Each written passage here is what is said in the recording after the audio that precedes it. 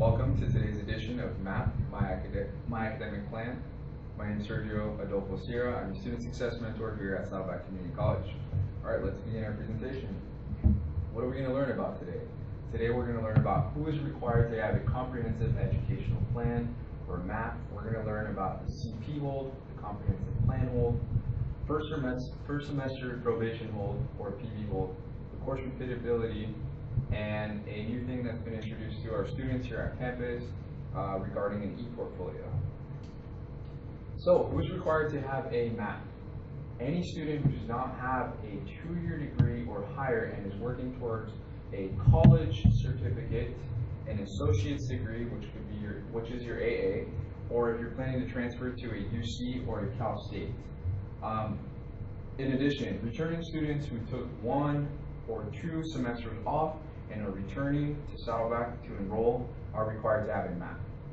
So you must have your MAP approved by a counselor by the time you enroll into your 16th degree applicable unit, courses 299 or lower, or if you're registering for your 4th semester here at Saddleback. How do you know if your plan is approved? You log onto your My Site, which you go through your saddleback.edu webpage. In your My Site, once you have logged in with your credentials, there is a My Plan tab. You go on there, you look at your plans if you have created any. If you see a locked icon, or if you look at the status bar and it says approved, that means that your plan has been approved and reviewed by a counselor. If you do not have either a lock icon or an approved message, then you need to see a counselor so it can be approved. Only a counselor can approve your academic plan. Okay, moving on. This applies to students who were new to Saddleback College as of fall of 2014. So what happens if you don't complete this procedure, your MAP? Failing to get your MAP approved will result in a CP hold, the comprehensive plan hold, which means you will not be blocked from registering for your classes. This could be detrimental for those students who are planning to transfer, as transfer students do have to meet important deadlines. Even for students trying to complete their AA within a 2-year time frame or a 3-year time frame, this could be detrimental if you don't get into the classes that you are required to take for your major. Keep in mind, English and math courses do fill up pretty quick. Attend a MAP workshop presented by a counselor.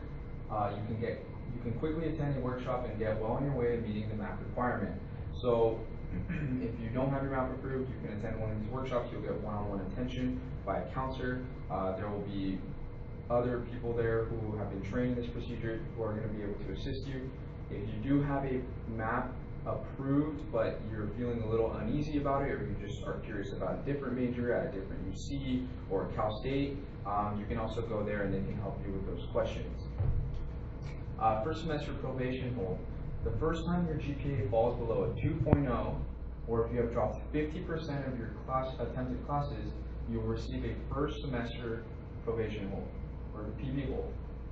If you receive this hold on your account, you will attend an academic probation workshop. The repeat rule.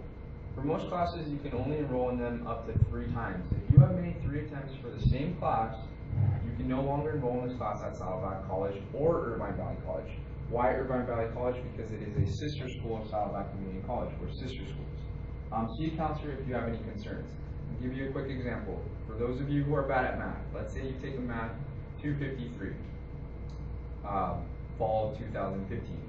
Then you take it again in the spring of 2016, and then you try to pass it again in the summer of 2016. All times you received a D or an F, or did not pass the class, or you dropped it for whatever reason, you are no longer able to take it here at Saddleback or Irvine Valley College. You have to take it at another community college outside of the district, for say OCC or Santa Ana College, any community college that's outside of our district. Course repeatability form. It's important to meet with a counselor when you go over this form. It's a little tricky to some who have not dealt with it before, and it's intended to repair your transcripts. The course repeatability form helps you improve your GPA.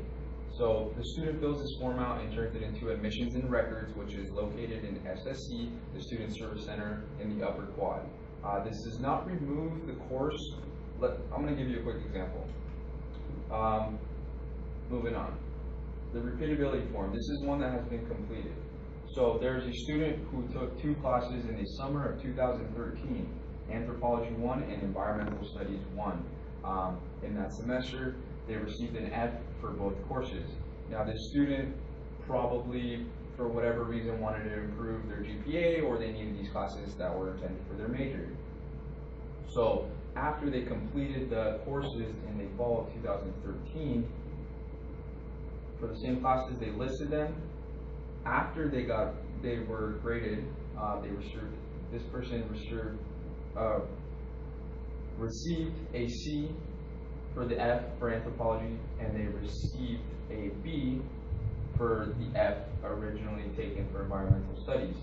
They turn this to admissions and records, and it's going to help improve your GPA. It's going to be recalculated. So please, this can be a little tricky. Review it with a counselor. And this is what it's going to look like on your transcripts. So they got an F for this semester in the summer of 2013 for both those classes. Once they turned in the form to admissions and records, they received an R for both of those, and then their GPA is recalculated. So if you have any questions, please don't wait. Meet with a counselor. You can make an appointment in person, online. You can call the counseling office, which is located in SSC 167. Their phone number is 949-582-4572. Okay, please don't wait. Moving on to the e-portfolio, this is a new thing for students here at Saddleback Community College. What is the purpose of the e-portfolio? It's a personal site that can be used for academic and job purposes. So the benefits of this, it's a way for you to progress in reaching your learning outcomes while working towards your degree. You can also reflect on your learning experiences, organize all your educational and career milestones in one location, and you can share it with future employers. So it's a way for you to market yourself, what you've been doing here at Saddleback as a student, to prospective employers. So here at Saddleback, we use 2 websites, jimdo.com or wix.com. So right now we're going to take a look at a student that goes here and see what kind of work they've created on this ePortfolio website. Okay, so this student has created this. They have customized it to give a little reflection about themselves. Some of the things that we emphasize with the professors that go through with students here through this program is reflections on institutional outcomes. So right here, you're going to be able to reflect and see what you've been doing here, really assess the work, see where you are improving, it's a good assessment of yourself. There's another tab, classroom experiences. Let's say you did a research paper, you definitely want to inquire that type of experience on your ePortfolio. Another tab is real world experiences. If you have a part-time job, if you have a full-time job outside of the college, you definitely want to go ahead and list that. And all of this is tied together in the last tab, which is your resume. So when you go to your resume, and keep in mind this is going to be a little bit more broad. It's not going to be specified to a certain position because several people will have access to your ePortfolio URL once you give it to a prospective employer that you want to apply to. So you're going to have your objective, you're going to have a little bit of your work history, you're going to have the skills. The student put down the skills that they've acquired. This can be skills here at the college, skills outside of the college, and they listed their education. So they have an associate's degree from Saddleback Community College, and they're working towards coursework in child and adolescent development. So this is a great way to sum up all the things that this student has been doing in and out of the college. So this is a good example of the ePortfolio. Going back to our presentation, please, if you have any questions, don't wait. See a counselor in person, online, or by phone. All right, best of luck in your journeys. Take care.